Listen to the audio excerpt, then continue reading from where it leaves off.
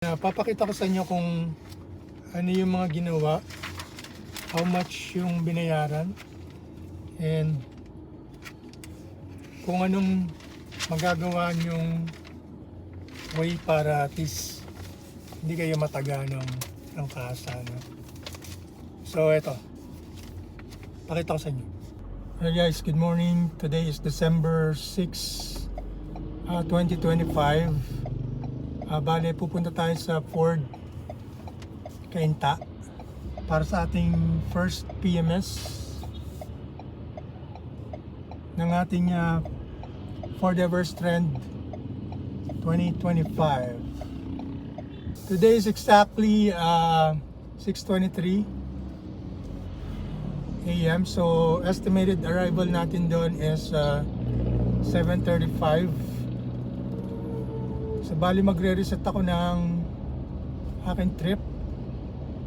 So ma-measure natin yung yung actual or estimated fuel consumption natin from here sa Bulacan up to Cainta. So samahan niyo ako guys if you want to know how much it would cost and ano yung mga papalitan, mga gagawin or what not. So just stay, okay? By the way guys, ito palang Ford Everest Trend natin, nakuha ko siya ng December 13. So almost 1 year na siya,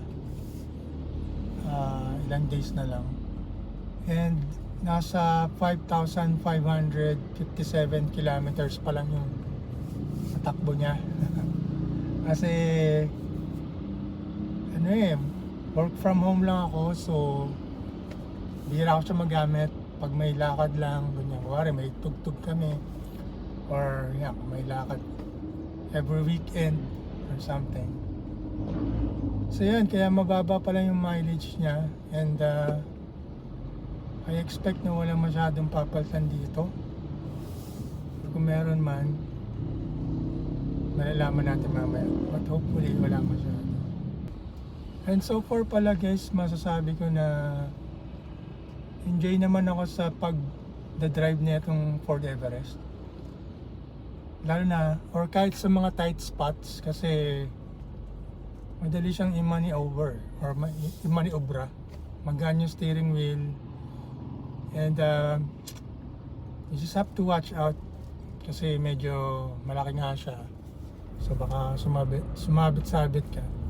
Pero kung seasoned driver ka naman, as long as we have kung trend yung balak mong kunin, meron siyang sensor sa likod, so walang problema yung pag-atras.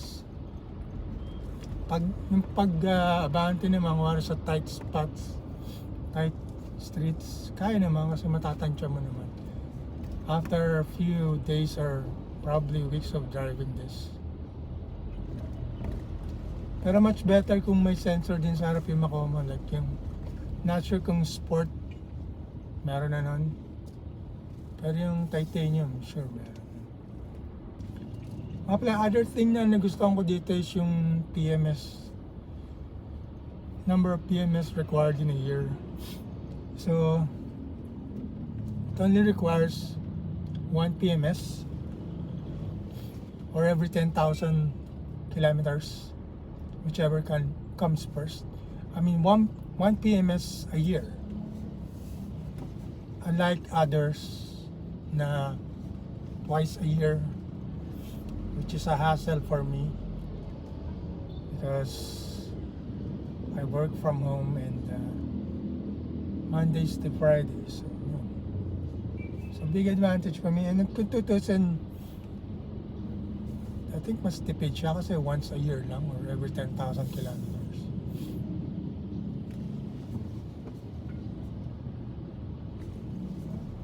And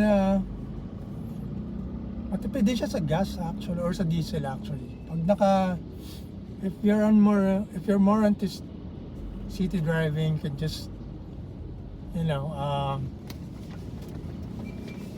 choose the econo mode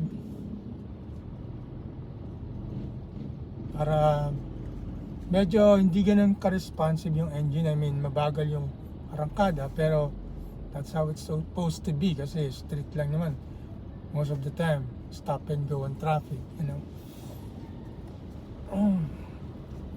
And sa highway naman, I've experienced having or getting 21 kilometers per liter dito sa sakyan na to when I went to Batangas. If you want to see yung driving nun or driving experience namin nun sa Batangas, check out my other videos. Ano pa ba masasabi ko rito? Almost 1 year of experience. Yeah, it's enjoyable.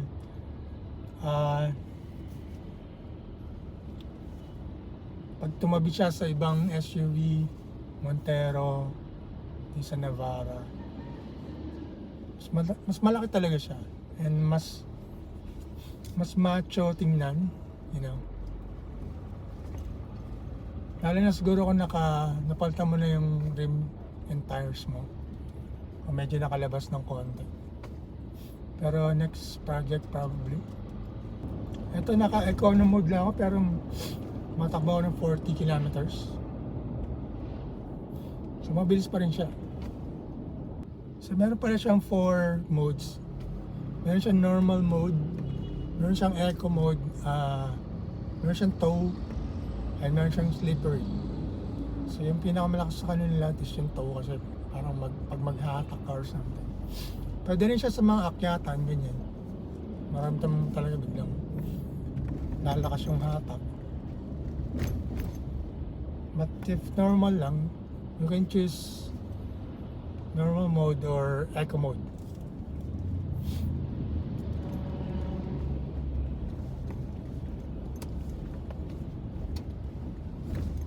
So at the moment, since I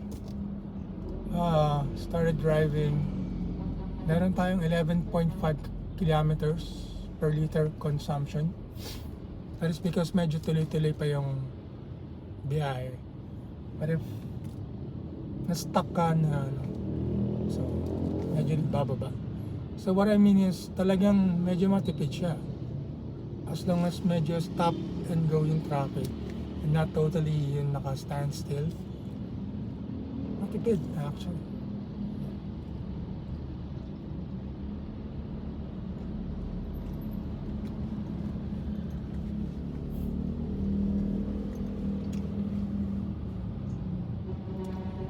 Nag-iisipan ko pala before yung it's either Ford Ranger or Everest. Ford Ranger medyo mababa siya sa Everest. Ang problema is mahaba and masyado mahaba yung Ranger. And wala naman akong business, you know, na gagamitin ko yung bed. Well, siguro kung Ranger yung nakuha ko, probably may enjoy ko siya during vacation.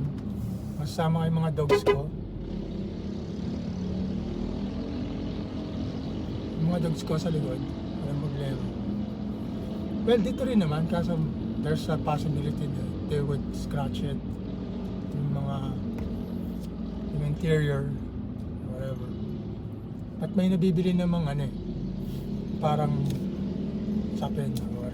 So yun, I decided to get this Ford Everest trend. Kasi yun nga, pagka aalis-alis ka, probably if you go on vacation, you want to have as much people with you as possible, di ba? So 7-seater, 7 yung masasakay mo, mas masaya, I guess. So ganun. So that's my reason for getting trend instead of the Ford Ranger. Or yeah, Ford Ranger. Pero pag may business ka, probably the best talaga yung Ford Ranger. Kasi yeah, meron kang panghakot ng mga products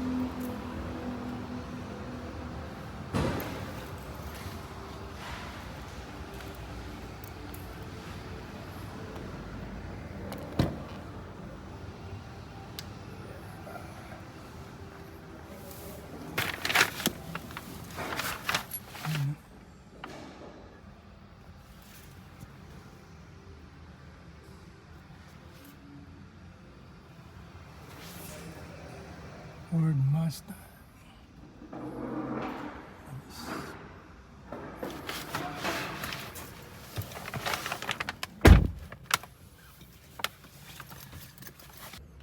Hi guys, nandito na ako sa may Ford Cainta. Bali 2 hours yung bago matapos yung PMS, and then after that pwede na ako umuwi. And then I'll show you guys kung ano yung mga ginawa niyo, kung may binayaran ba ako or what. And at the moment, nandito ako sa loob ng Ford Mustang. Because this is 2025. Bangis guys.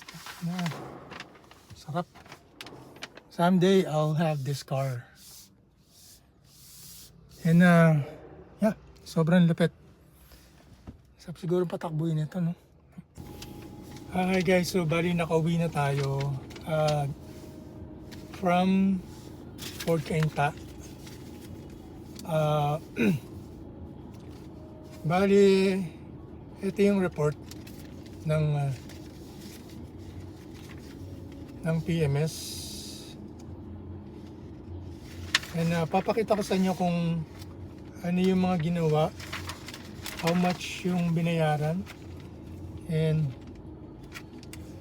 kung anong magagawa nyong way para at least hindi kayo mataga ng kasa, no? So eto, pakita ko sa inyo. Okay guys, so bali eto yung kilometers natin or mileage for 10,000 PMS, 10,000 kilometer PMS.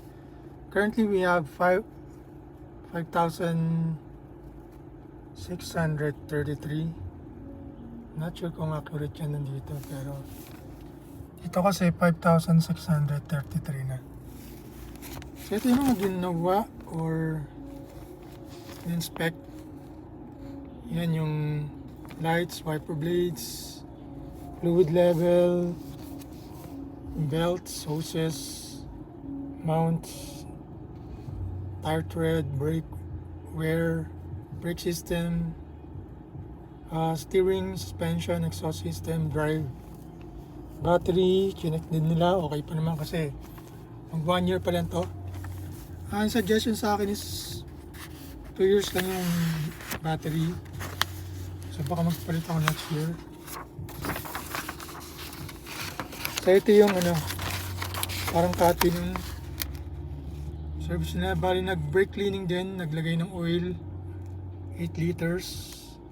Yan na, nagpalit ng gasket, drain plug, and filter oil.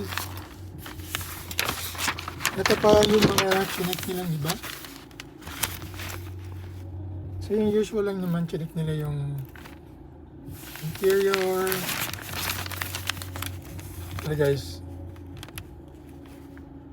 yung lights, windshield, wiper blades, fluid level, belts. Ayan. Bali ito yung naka-checklist pala nila guys.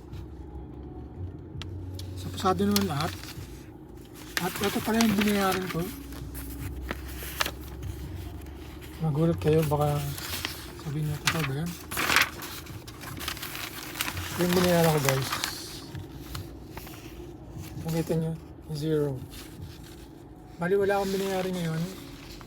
I'm not sure kung bakit. In-expect ko at least mga nasa 10K. Siguro guys, most probably kaya ako wala akong binayaran is because below 10,000 yung mileage ng sasakyan ko, so napakababa pa. I'm not sure if you guys experience the same first PMS. Paki-comment down below. And if you have questions, comment down below din. Usually kasi na sa mga napapanood kong first PMS sa Ford is at least 8K to 10K or something like that. Probably it also depends on yung mileage ng sasakyan, kung gano'n nakalayo yung tinakbo and such. So yun. Nga pala yung I guess yung tip ko na para at least hindi kayo mapamahal or lokohin ng kasa or whatever, is maghanap kayo ng kasa na mapagkakatiwalaan nyo. Like for me, bago ako kumuha ng Everest, is I asked different kasa for quotation. And so far, ang pinakamababa sa kanila is yung 4K inta. And okay naman yung salesman na nakausap ko doon, si Marian. So yan. So that's why doon pa rin ako nagpapa-PMS, because I believe na much better kung saan ka kumuha ng unit, din ka rin magpa-PMS, kasi you know, baka mahiya silang at least baka mahiya sila na perahan ka or lokohin ka or whatever, di ba? So probably you can, pag nagpa-PMS ka, banggitin mo na dito mo nakuha yung unit sa kasa na yun, and salesman mo si ganito, ganyan, or pwede mo sabihin nakakilala mo siya personally. So bahala na kayo, para at least you know, alam nila na dun ka kumuha ng unit, and yung probability na lokohin ka nila or perahan ka nila is slim. So yun lang guys yung advice ko. If you have any questions, please feel free to comment down below. I'll try to answer it. If you enjoyed this video, please subscribe. Share nyo sa mga kaibigan nyo na nagbabalak kumuha ng Ford Everest, or if you are planning to buy Ford Everest, go ahead. But if you have questions, yeah, comment down below. Bye guys. Have a nice day.